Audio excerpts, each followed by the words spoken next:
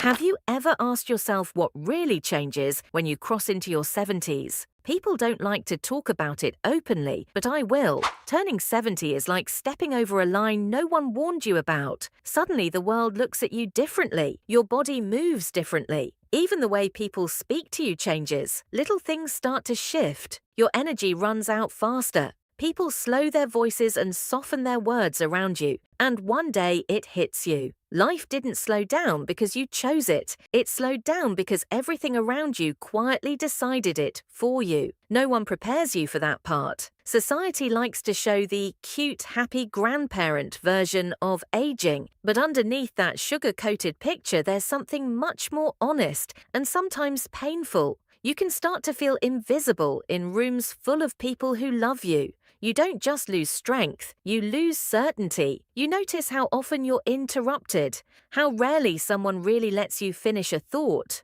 After 85 years of living, here's what I've learned. These hidden realities don't have to crush you.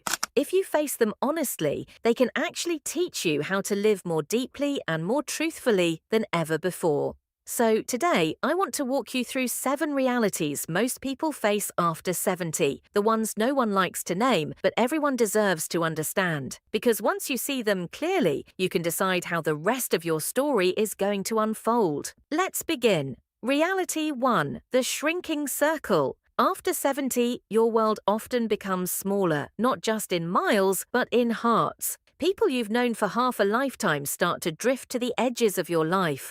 Some move to be closer to their children. Some become too frail to visit. Some are simply gone one day, and no one can tell you exactly when that chapter closed. The quiet they leave behind weighs more than you expected. You notice the phone doesn't ring as often. Birthdays and holidays feel different. The big, noisy gatherings turn into shorter visits, earlier goodbyes. The laughter that once echoed through your kitchen now lives mostly in your memory instead of in your living room. And even when your children and grandchildren are around, there's a kind of loneliness that sneaks in. They care about you, they do, but they're running at a speed you can't, and shouldn't have to, match anymore. Their world is notifications and hurry. Yours is pauses and reflection. The gap between the two can feel like another country. That's one of the first hard truths about this age. Your social circle narrows. Not because you failed, simply because time rearranges the people in your life. I think about my former neighbor Harold, 78, a retired schoolteacher.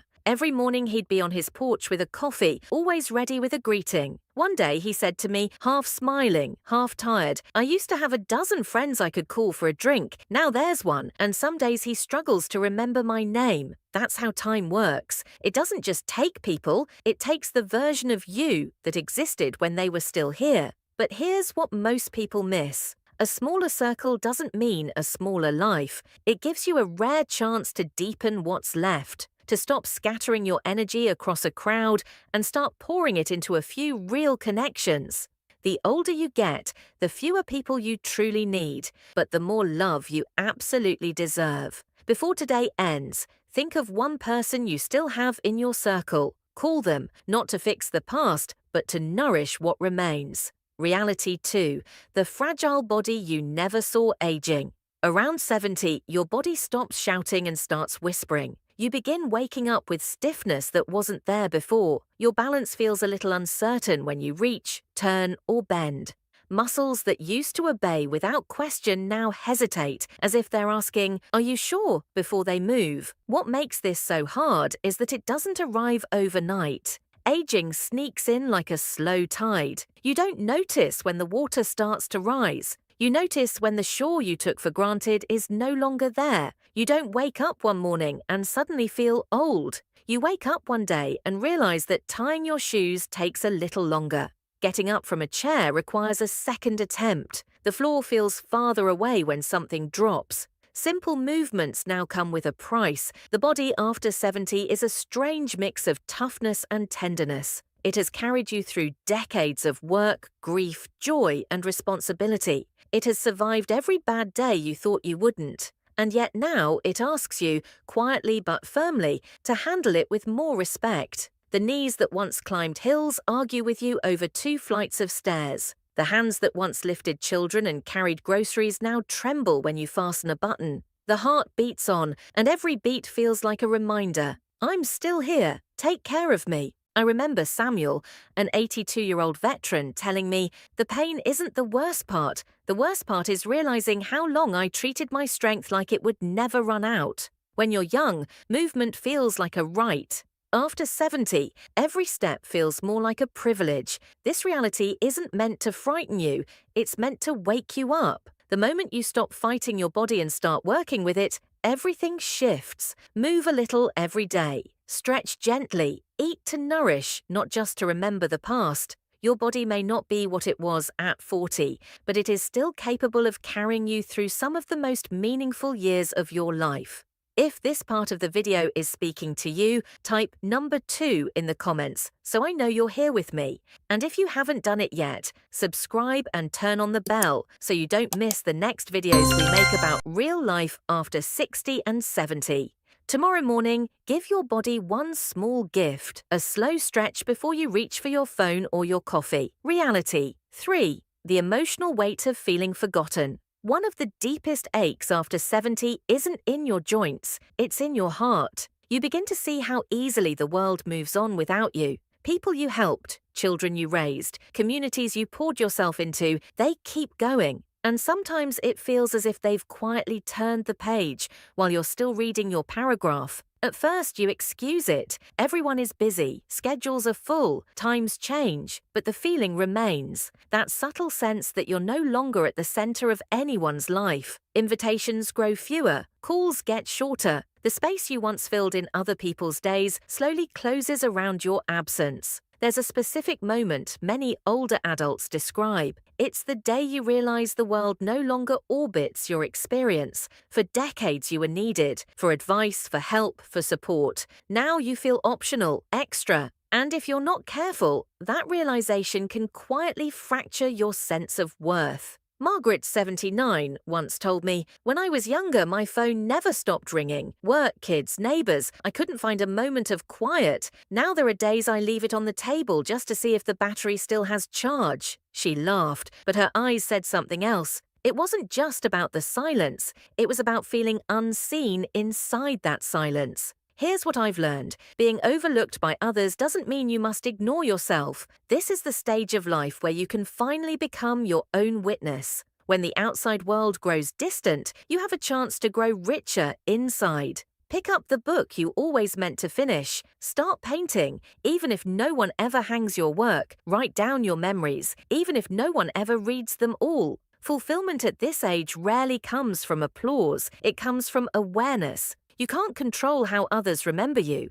but you can absolutely decide how fully you show up for your own life right now. That's what separates those who slowly fade from those who age with a quiet, undeniable strength. Today, give yourself 10 minutes to do something just for you. Not for your children, not for your neighbors, just for your own soul. Reality 4. The fear of losing independence. After 70, there's a fear that almost no one wants to admit out loud. It's not death, it's losing control. The thought of depending on someone else for your basic needs, movement, money, decisions, can feel more terrifying than any diagnosis. It's not the last day you're afraid of, it's the long, uncertain stretch before it. You start noticing small intrusions. Someone insists on holding your arm when you cross the street, even if you didn't ask. Your son quietly takes over the car keys, just to be safe. Your daughter calls to double-check if you took your pills. All of it comes from love,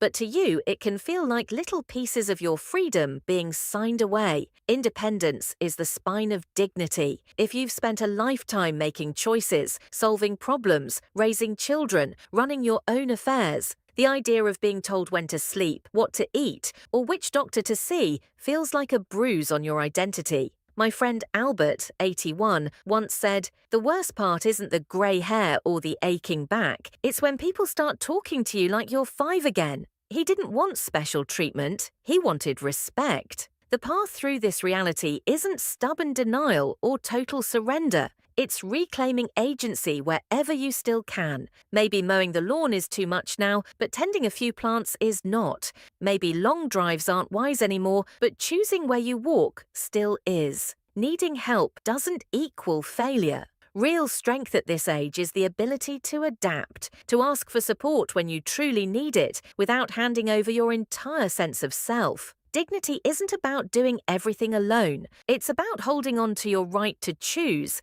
even in small ways as the world around you changes. If this resonates, write number 4 in the comments so I know you're still here with me. And if you haven't subscribed yet, I suggest you do and turn on the bell. We're building a space where aging is talked about honestly, not hidden. Before the week is over, choose one decision, however small, that you will make entirely for yourself, just to remind your mind that your voice still matters. Reality 5, the financial shock of living longer. Very few people are honest about this. Living a long life can feel like a financial test you didn't study for. In your 70s, a new fear often appears. It's not, how many years do I have? It's, will my money last as long as I do? You worked, saved, planned, told yourself it would be enough. But prices climb, medications multiply, an unexpected hospital stay wipes out months of careful budgeting, and suddenly what felt solid looks fragile. It's a cruel twist. The blessing of extra years sometimes comes packaged with the burden of extra expenses. Leonard, 78, once said to me, "I spent decades worrying I might die too soon. Now I lie awake worrying I might live too long." He wasn't being dramatic, he was being honest. Because after 70, money stops being a scorecard. It becomes a shield, protection, choices, and peace of mind. That's where many older adults find themselves stuck, wanting to enjoy the time they have left, but afraid that every little pleasure might cost them in the years ahead. Some stop traveling, even when they could still manage. Some ignore doctor's appointments to avoid another bill. Many carry a quiet shame that they're struggling, even after a lifetime of hard work. Here's a truth that doesn't get said often enough. Financial peace at this age isn't only about how much you have, it's about clarity and adjustment. Simplify your life where you can. A smaller home doesn't make your life smaller. Spending on your health is not a luxury, it's an investment. Learn more about your options, community resources, benefits, support, not from fear, but from wisdom. The people I know who are truly rich at 80 aren't the ones with the biggest accounts. They are the ones who sleep at night because their lifestyle matches their reality and their values. In the next few days, take one small step toward financial clarity. Even if it's just writing down your main expenses or talking honestly with someone you trust. Reality 6, the loneliness behind polite smiles. Past 70, loneliness can begin to feel less like a feeling and more like a quiet illness. You can be surrounded by family, nurses, neighbors, and still feel completely on your own. The visits get shorter, the drop-ins become texts, the days stretch out and the evenings stretch even longer. And although you might not show it, that emptiness sinks into your bones. Loneliness doesn't just sit in the mind, it lives in the body. It disturbs your sleep, it steals your appetite, it blurs your focus. Studies have shown it can even wear down the heart as much as some physical diseases. But the hardest part isn't the empty house, it's the feeling that no one really understands the life you've lived. You miss the person who knew every chapter of your story, the friend who could finish your sentences, the partner who could read your mood just by the way you set your cup down. Those memories come back late at night, like shadows on the wall, not to haunt you, but to remind you of how full your life once was. Ruth, 84, told me once, "It's not the silence that hurts most, it's realizing I'm the only one who hears it." That line never left me, because loneliness at this age doesn't always look sad. It often looks polite, tidy, and fine. It smiles in family photos and says, "I'm okay," when the heart is anything but. Yet inside this reality, there is a hidden power, the chance to build new, smaller, but very real forms of connection. Join a group, even if it's just a small class or a community activity. Call someone instead of waiting for them to call you. You may not be changing the whole world anymore, but you can absolutely change someone's day, including your own. If this touched you, type number 6 in the comments so I know you're still watching. And remember to subscribe and turn on notifications if you want more honest conversations like this. This week, take one simple step against loneliness. Write a letter, join one activity, or make one phone call you've been putting off. Reality 7, the quiet acceptance of mortality. Sometime after after 70, something deep inside begins to shift. It isn't drama, it isn't denial. It's a kind of quiet understanding. You stop pretending life stretches out forever. Each morning feels both like a gift and like a gentle reminder that the clock is moving, whether you look at it or not. You catch yourself thinking less about someday and more about today. It's not about giving up, it's about finally seeing clearly. You remember faces that are no longer here. The friend you thought would always be a phone call away. The sibling you assumed would grow old beside you. You begin to see that the most valuable thing you have is not endless time. It's peace. And peace doesn't come from trying to hide from death. It comes from making peace with the fact that it's part of the story. In your 40s, you feel invincible. In your 60s, you start noticing the cracks. After 70, if you let yourself, you learn to loosen your grip. Not out of despair, but out of wisdom. You stop chasing control and start treasuring small, ordinary moments. A cup of coffee in a quiet kitchen, a shaft of sunlight through the curtain, a short conversation that feels surprisingly deep. There is a strange beauty in this stage. When you stop trying to outrun the end, you become more present for the middle. You focus on what truly matters. Kindness, gratitude, connection. You realize that every genuine word of love is a way of leaving something behind, even if you never write a book or build a monument.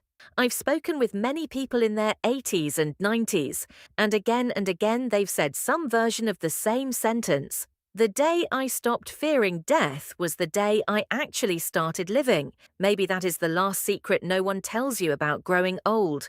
At some point, you stop counting how many years you have and start counting how many moments you can still fill with meaning. You stop asking, how much time do I have left, and start asking, how much love can I still give while I'm here? And that, more than anything, is the deepest reality of aging. Not the end of life, but the awakening that happens before it. Getting older is not a punishment, it's a privilege. But it's a privilege that demands honesty. The realities we've walked through today aren't designed to scare you. They're meant to wake you up. The more clearly you see life as it really is, the more deeply you can live it. Whether you're 60, 70, 80, or caring for someone who is, there is still time to laugh, to connect, to forgive, to start again in small ways. Growing older doesn't mean you stop growing. It means you grow inward, in depth, in truth, in compassion. So cherish your mornings. Pick up the phone, spend less energy worrying about what might happen, and more energy simply being here for what is happening. The body will age. It doesn't ask your permission, but your spirit, that only hardens or softens if you let it. Thank you for spending this time with me. I'd love to hear from you. In the comments, share one thing that spoke to you today and how you want to use it in your own life or in caring for someone you love. Your words might be exactly what another person needs to read tonight. If this video helped you, please tap like, share it with someone who's walking through this stage of life, and subscribe with notifications on so you don't miss our next conversations about real life after 60, 70 and beyond. Thanks for watching. I'm glad you're still here.